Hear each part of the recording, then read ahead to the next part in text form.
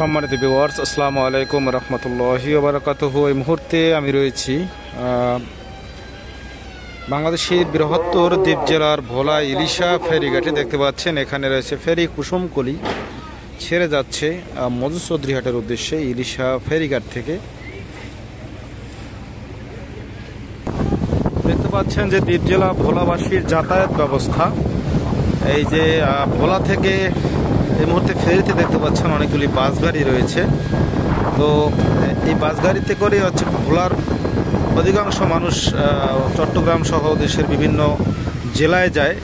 এটা হচ্ছে বৃহত্তর দ্বীপ জেলা ভোলা। এই ভোলাবাসীর অন্য কোনো জেলার সাথে সরাসরি যাওয়ার মতো কোনো রাস্তা নেই, কোনো কানেকশন নেই।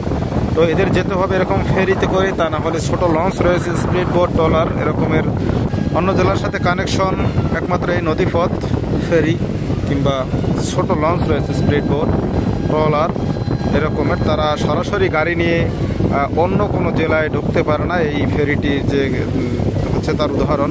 এই মুহূর্তে দেখতে পাচ্ছেন ফেরিতে কিন্তু অসংখ্য বাস গাড়ি রয়েছে, যে বাস গাড়িগুলি এই মুহূর্তে ভোলা থেকে যাচ্ছে। তো এই ফেরিগুলি মূলত যাবে এখন মধুচৌধুরীহাটের উদ্দেশ্যে।